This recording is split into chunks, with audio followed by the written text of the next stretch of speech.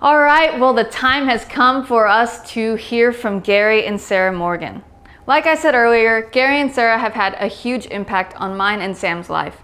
They're the two that invited us to Australia. We spent the last 4.5 years over there working with them, serving them, eating their amazing food, hanging out with their two amazing children, and having as much fun as possible. So for a little intro, here's a video that I made for them last year to commemorate our time with them over in Australia. This is School of the Prophets, take 1. Camera. Oh my god! Sorry, do it again. How do you speak? He began to talk. How do you do this? Oh wait, no, you got all black on you. What? Do a little clap.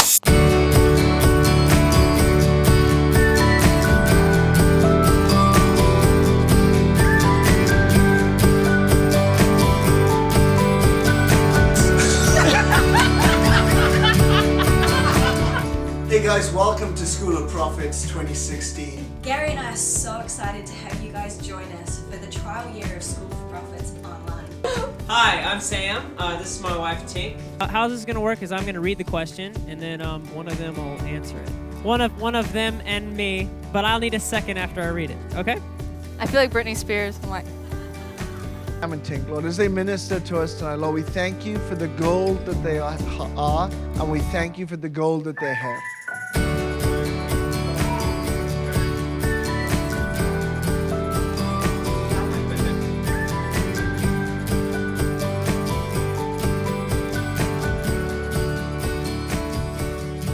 I'm Tink and this is Sam, and we're from Nashville, Tennessee. We moved here about over a year and a half ago, and so we came here to work with Gary and Sarah, and we launched the school last year, and here we are. They have been amazing leaders for us in this season and pastors in this season, and now you'll just be prophets to us, I guess. But we want to honor you guys so much for giving us the opportunity to build this school with you. I can't thank you enough. And whenever you talk about finding your own voice and how you inspire that in everyone, that was my biggest thing for me, is you helped me find my voice.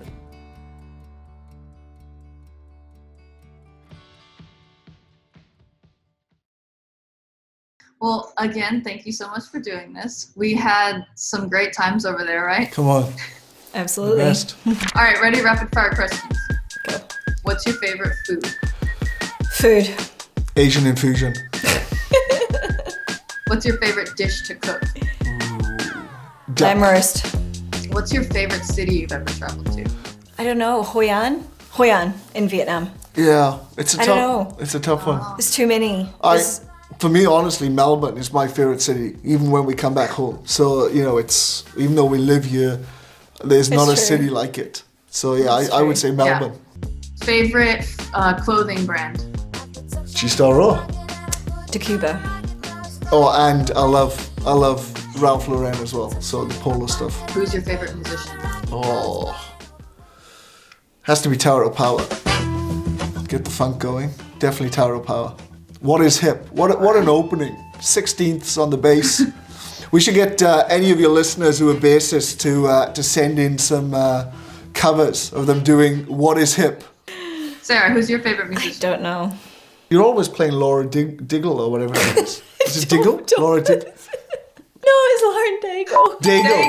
Diggle. What's the craziest ministry story? Go. You tell yours. So we were in a church and we got a call to say that this boy had been hit by a truck while skateboarding and he was rushed to the hospital. And, you know, they asked us, would we go and pray for him? You know, he had swollen brain, you know, he's on, you know, critical. And so we went to the hospital. And as we got to the hospital, we sort of met the pastors and stuff like that. And as we're walking into the sort of ward area, there's a sort of prayer chapel on the side. As I'm standing there, the room just closes and it feels like I'm about to faint. But as the room closes, the room closes, then opens up and I'm in heaven. And I'm sitting with the Father and all of a sudden I see this boy coming towards like where me and the Father are sitting. And I just hear the Father say, what are you doing here? It's not your time. Get back into your destiny. And all of a sudden I come to, and I'm on the floor. And so I had passed out. And I came around and sort of shared what I said. And, listen, this boy isn't going to die. I just heard the Father say it's time for him to get back into his destiny. And so we had prayed and then we left. Well, we find out this boy had started doing paradiddles. He was a drummer, started doing paradiddles on his chest. And within, another day then something else happened. So on the third day, he wakes up, he comes out of whatever he's in and wakes up, and the first thing he says is, "Where's the Welshman?" And his father's like, "What?" He said, I saw the Welshman in my dream, and this is what he said: "It's not my time, get back in your destiny." And so, oh man, I got goosebumps. And so all of a sudden, like from there, like he makes a miraculous recovery. Yeah. He was told that, he would be brain damaged and stuff like that. And, it was just crazy. And so from there, I've never wanted to ever take for granted moments in God that just lead to just mind-blowing situations that, man has written it off, but God starts writing it down. Yeah. And that's crazy. Yep, for sure. Speaking of ministry, you both have been in ministry for years upon years now. Sarah, you started in ministry when you were 16? 17. 17 was when I left 17. home, but I was always in ministry and church and stuff growing up from about the age of 13. Yeah. So you left home to go on the road doing ministry, or what were you? Yeah, it was a thing called Apostolic Team Ministries, which no longer exists now, but it was actually based out of Tampa Bay, Florida. And so I moved there just after I graduated high school and spent a year on the road with a team of young people, doing everything from preaching, healing the sick, to scrubbing toilets and floors and feeding the homeless and street evangelism, and we learned everything to do with ministry. And the pretty parts. Such a young age. Yeah, the pretty parts and the not so pretty parts. 17. Gary, when did you start doing ministry? Probably pretty much from 18 onwards. That's when went to South Africa. God changed my life there. I came back, planted a school of prophets. And then really just saw God do some incredible things, help plant a church, and then found myself in America in 2005, speaking at a conference, and that's when I met Sarah. And so, it's just crazy. And then from there, it's a whole story that God continues to unfold and continues to show Himself faithful in, and it's been an incredible journey. It feels like 5 minutes and it feels like 50 years, but It's only been 22. Yeah. So. But I think one of the best stories is how you guys met. So would you guys mind telling that story? Sure, but tell them about what happened before we actually met for your side of the story. Yeah. So before we met, I go to the airport and all of a sudden I jump. I get to the desk and check in and.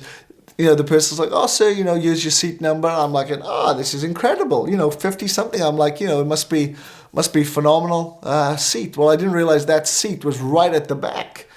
And so it was the one before the toilets, right at the back of this plane. And so I'm sitting there and I'm like, okay, at least I've got an aisle seat. And so I'm sitting there and all of a sudden this girl comes down the aisle with these hot pants on and hoodie.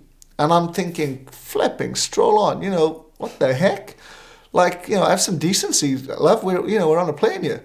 And so all of a sudden, I'm sitting there and she's standing right there and she literally takes the hoodie off and she's got this bikini on. And I'm thinking, flipping, stroll on.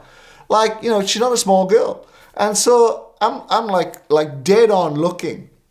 Because, no one's Teflon coated. I'm thinking, good Lord, I'm being defiled here. So I stare at this guy. I'm like locked onto this guy. He's looking at me thinking I'm staring at him. So all of a sudden, I've just got the assumption of defilement, the actual defilement, and I'm like, I can't win. And so I'm like flipping so long, Lord, what am I going to do? So I'm just sitting there. I'm like, Lord, I just command this plane to get cold in Jesus' name. So as we taxi and going to take off, the plane just goes super cold. And so she presses the bell and asks for a blanket. So she covers herself up, and I'm like, thank God for that. And so all of a sudden, we're halfway across the Atlantic, and she just pushes me. And so I'm trying to watch something, and she pushes me, and she goes, so where are you off to? And she's got this like thick American accent. I'm like, well, I'm off to America. I'm a minister. And she goes, I'm a pagan. And every time I go to America, I meet my destiny. I think you're going to meet yours. And I'm thinking, what the flip? I can hear the resonance of the prophetic on her voice. And I'm like, God, am I Balaam that I need, let me not go there. Am I Balaam that I need someone like this to speak to me? That I'm not hearing you? And so at that point I land, and it's the 22nd of June when I land. And so I go up to the passport control, and the guy's like, sir, you were here last year. And I'm like, yeah, I was. Yeah, that's right. I was here in 2004. No, he says, you were here this time last year. I said, yes, sir, I was. No, he says, look. And it said the 22nd of June, 2004. And all of a sudden he stamps it, and it says 22nd of June 2005, and literally it was 22. And for those that know us, 22 is a significant number out of Isaiah 22, the key of David. And so I knew God was opening something at that point. What I didn't realize is what he was doing was opening, my future. And so it was incredible.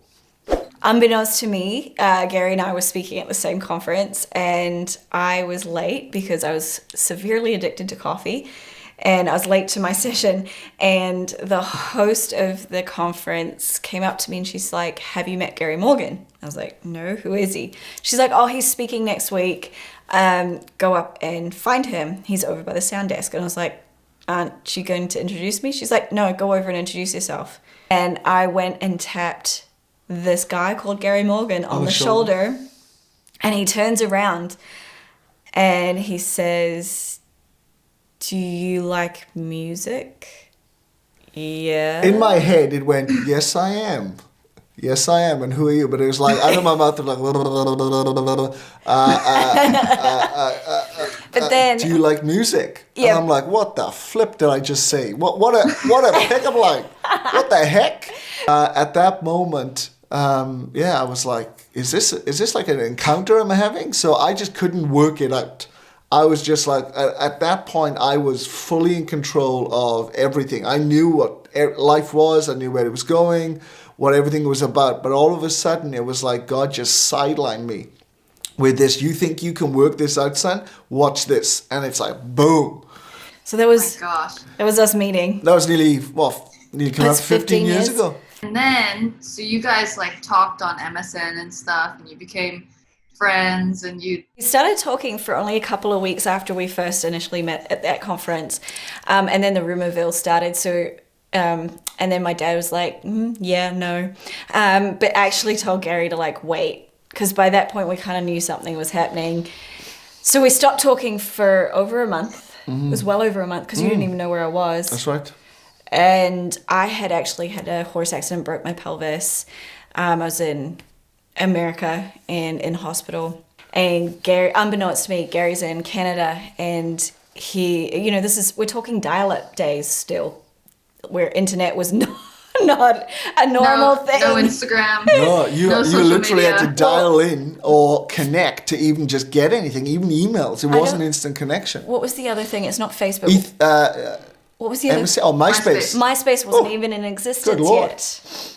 And at this point, you guys had never really hung out or anything because you just met at that conference. Yep. And then you chatted online for a few times or for a couple weeks. Yep.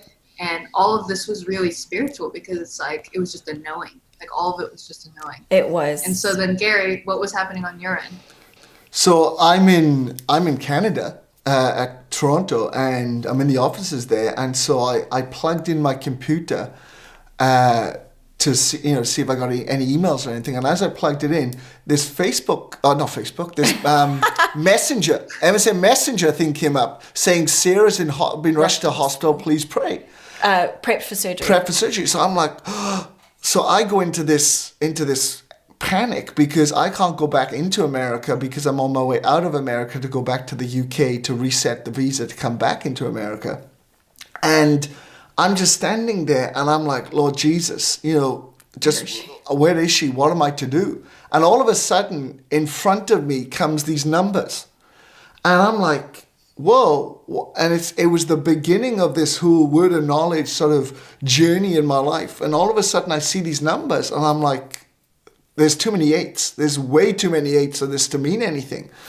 And so the guys in the office, they're like, Gary, what are you seeing? And I'm like, I just see these numbers. And they're like, what does it begin with? And I'm like, 1208, 88. And then all of a sudden, all these numbers, which were mostly eights. And I'm like, this is crazy. And so they grab the phone. They say, well, call it, see what happens. And so I'm like, my heart is pounding. And so I dial it. And all of a sudden, it starts ringing. And I'm like, ah. And so this person answers. I said, my name's Gary Morgan. I don't know if this is real, but is Sarah Johns there, please? And all I hear was like, it's like Ferris Bueller, the secretary. It's like, I'm like, I'm so sorry. And as I go and put the phone down, the next voice I hear was Sarah's, who had just come in from the hospital. And so it was just like crazy. I have this saying that it was a real pain in the butt getting to know him. So that happened. So I did that around the end of September. I flew back to New Zealand once they released me for flying just after Thanksgiving. And I'm sitting down. It was close to your birthday. And we're sitting down talking, but I was jet lagged. Because remember, my dad still said no about Gary. And so we're talking, and I'm like, what if you just came out and met my family? Like, if you just come and meet them, we can figure out whether this is a thing or not. And I was like, oh, gotta go, Dad's up. Because I was jet lagged. I was doing it at 5 a.m. because of the time difference. And my dad and I sit down for breakfast and I'm literally about to eat my cereal. And he goes, so when's Gary Morgan coming out? And I was like, what the heck? And I was like, it sucks when you have prophetic parents, right? And so Yeah, exactly. So that unfolded. A plan for Gary to come out. Was it 10th of January you landed? Yeah. For the whole interest thing and actually getting to know each other was kind of sidetracked because you heard an encounter on your birthday? Yeah, so it was crazy. On my birthday, I remember the Lord saying to me, I'm going to meet you on your birthday. I got up that morning and I'm waiting. I had a kind of an upper room place I was staying, where I was staying in New England, in Vermont. And I remember getting up that morning and just waiting on the Lord and like nothing. And so I waited. I decided to fast. I was waiting there and nothing. The sun rose. But as the sun started to set, I'll never forget, it was like I heard a knock at the door. And I'm like, this is crazy. And I opened the bedroom door, and the only way I can describe it, it was like light stepped into me and I stepped into light. And the next thing I remember was waking up that next day. But all of a sudden I realized I'd had an encounter where the Lord showed me this mountain. He took me to this mountain place. He took me to this passage of Ruth, where I die, you'll die, where you go, I'll go, your people will be my people, let nothing but death separate us. And so I remember having that encounter, and all of a sudden I saw like a jewelry case in a jeweler's, and I saw like the third row down, the fifth ring across highlighted, and the Lord said, that one.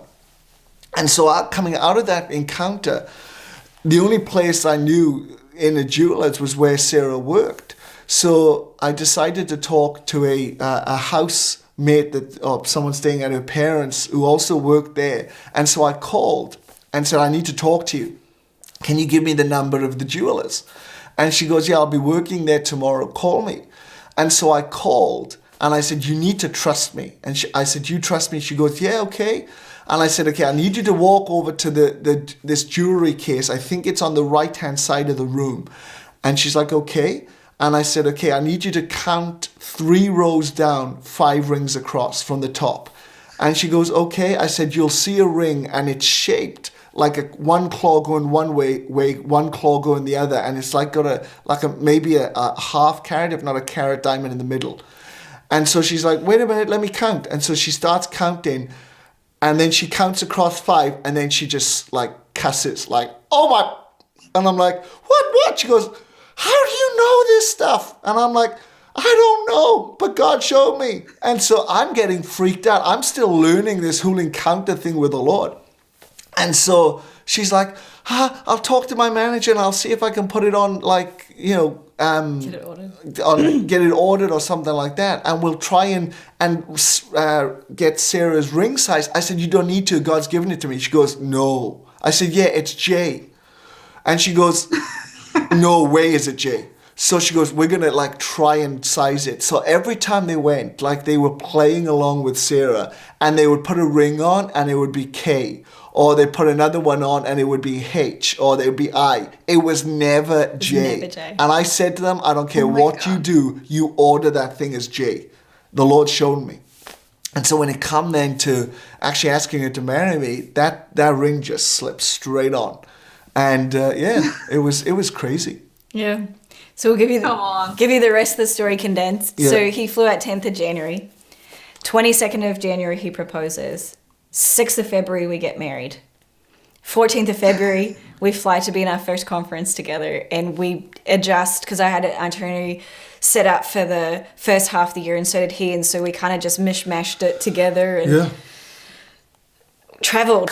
And then we found ourselves in the first conference in Florida with Heidi Baker, who gives us this whole prophetic word about how God's calling us to wake up the Western church. And it was all connected with something that happened with her. But she'd give us this whole prophetic word how God's calling you to wake up the Western church because they're drowning in the very things they're filling themselves with.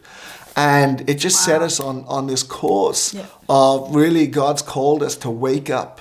That it's really tied in with the whole Lazarus thing of, the church isn't dead, it's just sleeping, and you've got to go and wake it up.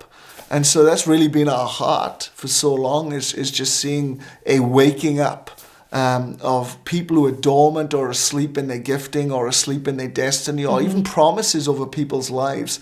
And that's why I think I love about the prophetic is the prophetic becomes the alarm clock of activation, of just waking up people who may be dormant or asleep in their promises or what's happening on their life. So, yeah. So that's our story.